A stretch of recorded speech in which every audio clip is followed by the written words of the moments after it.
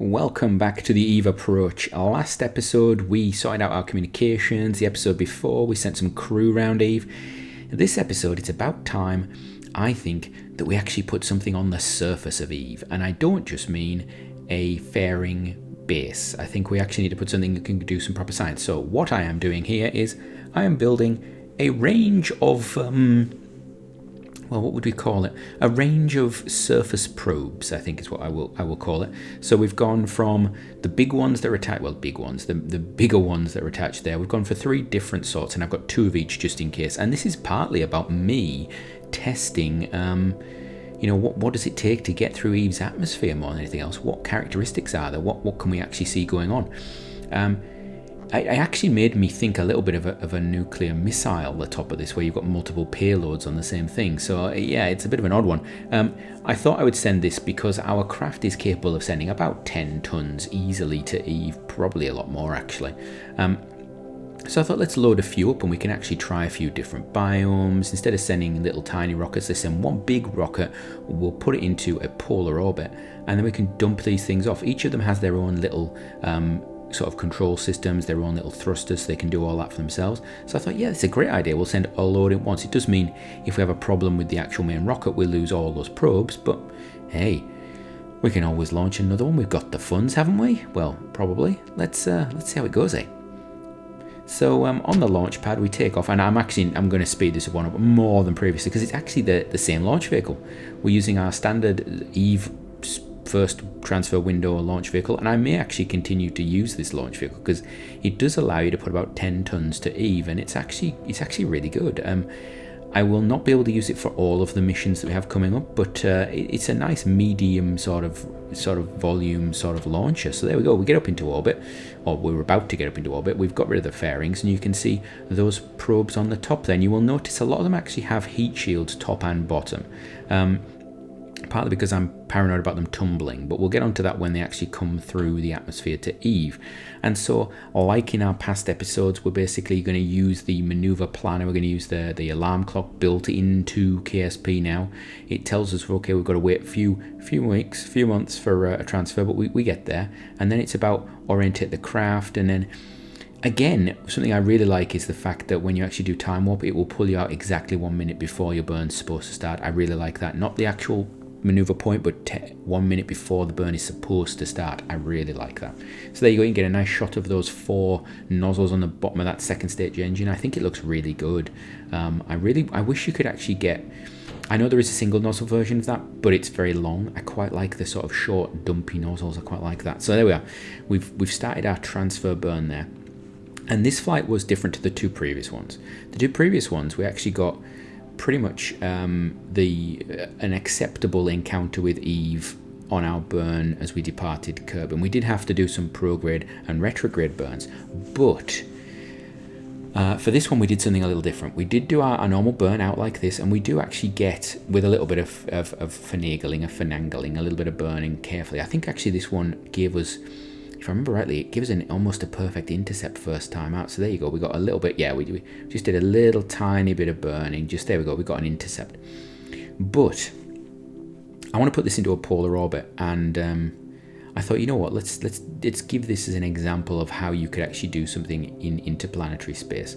So what I actually do here is I put a node on the ascending or descending node on the way to Eve, and now what I'm actually doing is I'm playing around with the maneuver node editor in the bottom left hand corner there, because it's actually quite easy to put yourself onto a polar orbit. So you can see there's a little burn, and we're going to do that in a little bit of time. So we whiz out towards interplanetary space, and this is actually just outside Kerbin's sphere of influence, because obviously the transfer is actually taking place at pretty much an ascending descending node between Kerbin and Eve.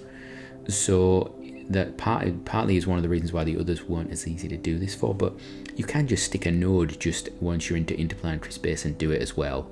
And it's sometimes easier than trying to fiddle around in Kerbin orbit, particularly if you're going to get an encounter with the Mun or something like that. So we set this together, and it's just an anti-normal burn with a slight angle on it, and it's just going to pull it down. It's not a huge burn. It's not free though. It definitely takes a bit of energy, shall we say, a bit of delta V to do it. And there we go. do that and zip inside, make sure that we've got the nice encounter. Yeah, we're polar, that's wonderful. Coming over the top, superb. And then we whiz forward in time, because you don't need to wait for a year while we travel through space, and we're going to come over the North Pole. And of course, we now have our communication system in place at this point, or about to be in place. And so we're actually bouncing signal. So we've got that dish on the back of our upper stage there that's actually going to act to communicate. But we also have other craft in the area that are going to allow us to communicate as well. You can see there we've got craft in the area that are going to bounce the signal to us. So even though we're behind the planet at the end of this process, we can still get a signal. And of course, this craft I captured into quite a high orbit, I think. Well, actually, no, I think we brought it straight back down. But if you were worried about signal, you could actually just capture it and then wait until you get your communication system set up and then do the rest of it. But with this one, just burn away, make sure you get everything. One of the things I do here is when I get to zero, when I get my periaps at 0 seconds, I hit the little fixing current position, because I don't have the stator node option. I basically just sit it on the retrograde, and then when we get to the right place, just pop it onto that, and then I can play around with it a little bit. There we go. And that's going to pull it into hopefully a nice little orbit around the planet in a nice polar thing. Now, why polar? Polar because I want the opportunity to put these things down in different biomes. I want to test landing in water, or whatever it is there, radioactive liquid. The Explodium Sea, I believe, is something down there. But also I want to try and land on higher peaks and things like that, and just get an example of it. I'm only going to show you 3 landings on this craft. In fact, at the time of me sort of moving on to the next sort of transfer window with all these missions, there are still 3 landers on that orbiter, and they're going to stay there until we're actually ready, I think, to bring crew along and do some stuff with crew, because I think having a couple of little pathfinders to sort of analyze the area, I think is probably a good idea. So, as I said in previous episodes, forgot to put action groups on this, and this is one where action groups is potentially quite useful, because you're going to be going through the atmosphere. We're going to try and gather science from the upper atmosphere, lower atmosphere, and surface. Now, I can't remember what the atmospheric bounds are. You can Google them, I'm sure, but I basically just go, you know what, I'll grab the science as soon as I hit the atmosphere, and then we'll try and transmit it on the way down. If we manage that, I will then try and grab another set of science once we're actually down.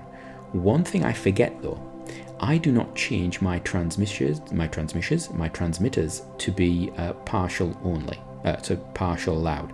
They're actually on complete only, which I don't realize until partway through. And yeah, I'm pretty sure I missed some science for it, but we have multiple attempts at this because we have multiple landers, so it's not a massive issue if you miss it, particularly the high up science. Not a massive issue if you miss it, because it may not be biome specific. And you can see we've got a lot of signal there. I think we've got three craft able to communicate with this, which is wonderful. So there we go. We've done our burn to bring our periaps into the atmosphere, and I think I aimed at about 60 kilometers. I didn't want to go too steep. I didn't want to go too shallow. I want to bring us down. We're actually coming from a pretty low circular orbit, so it shouldn't be too bad. This is going to be probably the lightest re-entry you could do on Eve. I'm sure there are lighters, but there you go. I've started collecting the science in the upper atmosphere, and we're getting a little bit of heating build up. And at this point, I was looking at that island thinking it would be really, really either cool or annoying to land on that island, landed in a sea, because sometimes you get biome boundaries that mean you can have landed at or splashed down at, and I'm aware of splash down being different to landed. Important to remember that. And so we're transmitting away. You can see we're getting a bit of heat buildup on the heat shield, but that's its job. So, you know, it's nothing crazy. It's not too bad. The G-force isn't terrible, actually. I was expecting it to be much worse. I would imagine at this point I was thinking, okay, this seems a little bit easy. And then we've gone through the atmosphere and it's slowed down. Now, I made an error at this point, which was I started transmitting science because I wanted that second batch of science. And this thing does not have much in the way of battery. It's got a little battery at the bottom, and it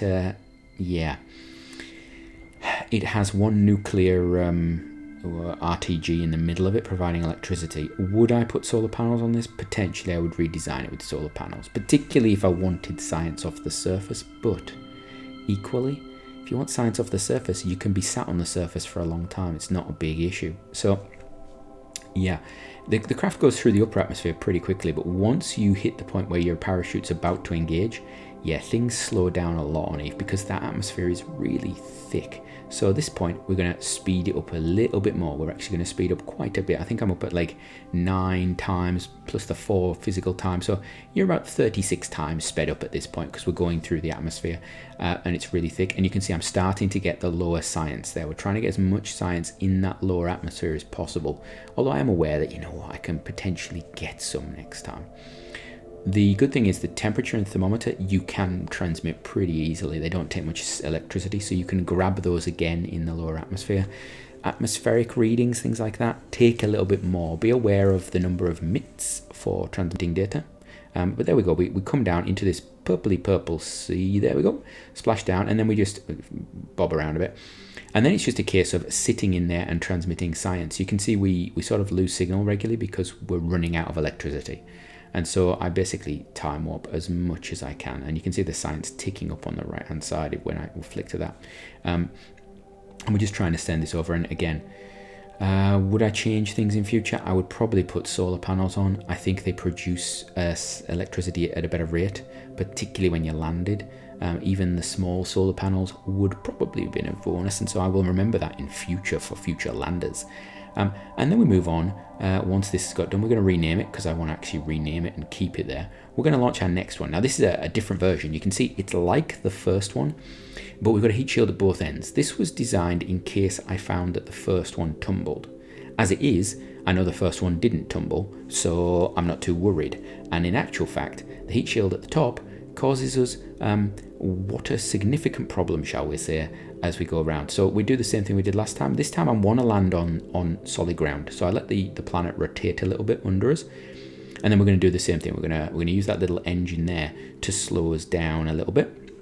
And then we should decouple it, shouldn't we? We should decouple it once we're there. Well, this was my experiment one. So I decided to go crazy with it. So I kept the engine running. That's right. We're going to bring it down out of the atmosphere. And then, you know what? We're gonna get to the point where we're about to hit the atmosphere, and I'm then going to put the engine on again to slow us down because I think, oh, there's quite a lot of delta V there. And then I decouple the engine. Yeah, that's right. I've decoupled the engine. I don't know why I chose to do that. It seems a bit counterintuitive. I thought it would fly off to one side. I actually wanted to see if it would, but it stays quite firmly stuck to the heat shield. And of course, we're doing a bit of science in the upper atmosphere now, which is fine because we've got most of it already. We can get little bits of extra science, but there, oh, and there's the problem. Having a heat shield top and bottom and that tank has set us into a spin. And because we started transmitting the science, or I do in a minute, we've run out of, and I'm just checking everything. Oh, yeah. We started transmitting science. We hadn't changed the antenna, so we actually charged up. But the moment we started transmitting science, we ran out of electricity, which meant the reaction wheels couldn't work, which sent the craft into a spin sideways. And at that point, we lost some stuff. At this point, I didn't realize we had lost anything. I thought, oh, we've been lucky. We've lost the tank. However, you'll see this one of the bonuses of this design is I have a drogue chute, which means I can actually delay my main chute firing. But you will notice there is something missing on this craft that I start to realize. The atmospheric analysis is gone, which is really annoying because I think it's worth quite a lot of science and we would have got it in the solid ground here. So yeah, note to self, do not run out of electricity when you've got a craft with 2 heat shields on either end because you need to keep its orientation, otherwise it'll fire itself sideways. So, landing down though, what I actually did was I let the drogue chute go as long as possible. We turn off the SAS. I hold the drogue chute as long as possible before we hit the ground because I don't need to slow down too quickly. And then I'm going to deploy at the last minute my parachute. So there we go, we're getting low, and deploy the main parachute. There we go. And it didn't have time to deploy fully. Yeah. This probe was pretty much a failure. We got a little bit of science from solid ground, which is wonderful, but we didn't get the atmospherics from the solid ground, which was annoying. I was really looking forward to getting that with this probe. However, we do have others. So note to self, don't deploy a parachute too late. Don't get overconfident about it.